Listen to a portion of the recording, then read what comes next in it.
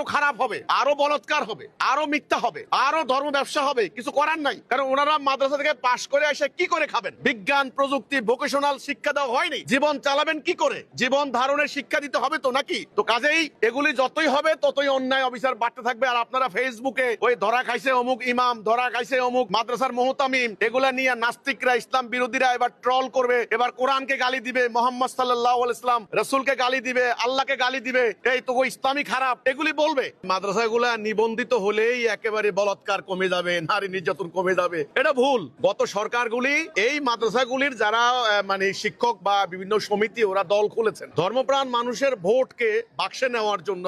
ভোটের ইকুয়েশনে তারা এদেরকে পেট্রোনাইজ করেছেন। এটাই তো ইসলামের ক্ষতি হয়েছে। ইসলাম রাষ্ট্রীয় জীবনে প্রতিষ্ঠা না করে আপনার মাদ্রাসাকে নিবন্ধন করলে কি ইসলাম কায়েম হয়ে যাবে? হবে না। আপনি বলেছেন মক্তব, আমরা মক্তবে লেখাপড়া করেছি। আমি তখন স্কুলে যাইনি, আমার বয়স 5 বছর, 4.5, 5 বছর। এই বয়সে আমার মনে আছে আমরা কিন্তু 2 বা 3 বার কোরআন শরীফ খতম দিয়েছি মক্তবে। এবং আমরা আমাদের যারা ওস্তাদ ছিলেন তাদেরকে খুব বেশি কিছু দিতে পেরেছি তা না। আমাদেরকে বলতো এক মুষ্টি চাল নিয়ে আইসো, বাস এইটুকু। কিন্তু এই মক্তব ব্যবস্থা উঠে গিয়েছে। আমাদের মা খালারা, আমাদের দাদি নানিরা আমাদেরকে সুন্দর করে টুপি মাথায় দিয়ে, কোট্টা গায়ে দিয়ে, শীতকালে চাদর দিয়ে আমাদেরকে মক্তবে পাঠাই দিতেন। ওই মক্তবে আমরা অন্তত সারা গ্রামের অন্তত 100-150 বাচ্চারা একসাথে লেখাপড়া করতাম। তখন তো আমাদের আদব কায়দা, কায়দা একটা শব্দ ছিল, আদব কায়দা, লেহাজ, ভদ্রতা, সভ্যতা, অজুর নিয়ম, গোসলের নিয়ম, মাসালা মাসাইল, এগুলি আমাদেরকে, বয়োজ্যেষ্ঠদের সম্মান করা, এগুলি আমাদেরকে শিখাইছে মক্তবে। সেই মক্তব কোথায়?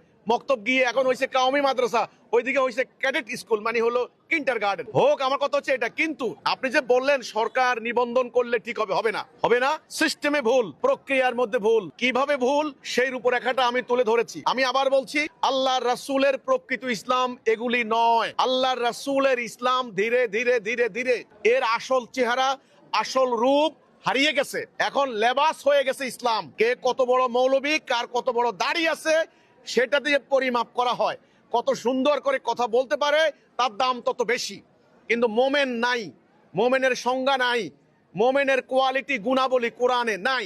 মিথ্যা বলবা না, প্রতারণা করবা না, গীবত করবা না, মানে এই ধরনের কথাগুলো নাই। সমানে মিথ্যা, সমানে ছলনা, ধর্ম ব্যবসা, এগুলি চলছে সমানে। আর যারা রাজনীতি করে তারা এই ধরনের মাদ্রাসাগুলিকে প্যাট্রোনাইজ করে এই উদ্দেশ্যে। ভোটের মাঠে এরা এদেরকে সাপোর্ট করবে। এইবারের নির্বাচনে দেখেন, সমস্ত জনগণ আশা করেছিল ধর্মীয় দলগুলো একজোট হবে, ঠিক কিনা, ইসলাম কায়েম হবে। নির্বাচনে ঠিক কয়েকদিন আগে কওমি মাদ্রাসার আলেমরা আলাদা হয়ে কি বললেন? জামাত ইসলামী কাফের, জামাত ইসলামীকে ভোট দিলে ইমাম থাকবে না, এই কথা বলে আলাদা হয়ে গেল। ফলাফল কি হলো আপনারা জানেন। এরা আবার কি করলো? হিজবুত তৌহিদ কাফের, এই কওমিরা হিজবুত তৌহিদ কাফের, হিজবুত তৌহিদের কথা শুনলে তোমাদের ইমান চলে যাবে, এরা ভণ্ড। এই যে ব্যাপারগুলি হচ্ছে, এগুলি যারা রাজনীতি করে তারা সাপোর্ট করে। কেন করে? ভোটের বাক্স ভরানোর জন্য। ইসলামের কিছু হবে না।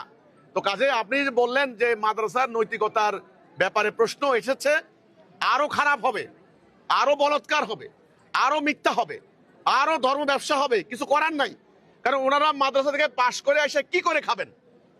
বিজ্ঞান প্রযুক্তি ভোকেশনাল শিক্ষা দেওয়া হয়নি। জীবন চালাবেন কি করে? জীবন ধারণের শিক্ষা দিতে হবে তো নাকি?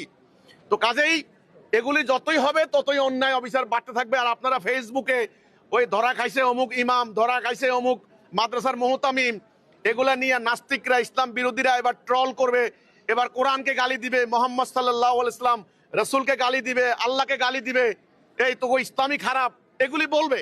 আমি দয়া করে আপনাদেরকে বলতে চাই, এখন মুসলমান, সাধারণ মুসলমানদের এই কথা বলার সময় হয়েছে যে ওগুলা ইসলাম নয়। তোমরা যে কাজগুলি করছো, এই যে বলাৎকার, শিশু নারীদেরকে ধর্ষণ, মেয়েদেরকে এই মিথ্যা ছলনা গুজব, এগুলি ইসলাম না। এগুলো থেকে বেরিয়ে আসো। সাধারণ জনগণকে এখন এই কথা বলতে হবে। কথা পরিষ্কার হলো কি না? ওই হুজুরেরা করে, এই জন্য জায়েজ, এই সূত্র থেকে বেরিয়ে আসেন। হুজুরেরা করে, আল্লাহর রাস্তায় মাফ করে দাও, আল্লাহ ভালো করব, এই সিস্টেমটা বাদ দিতে হবে। বাদ দিয়ে ইসলামের মর্যাদা রক্ষার জন্য, কোরআনের ইজ্জত রক্ষার জন্য, মুহাম্মদ রাসূলুল্লাহ সাল্লাল্লাহু আলাইহি সাল্লামের ইজ্জত রক্ষার জন্য সাধারণ ধর্মপ্রাণ মুসলমানদেরকে এই অনাচারের বিরুদ্ধে এখন ইমানি দাবি নিয়ে ঐক্যবদ্ধ হইতে হবে।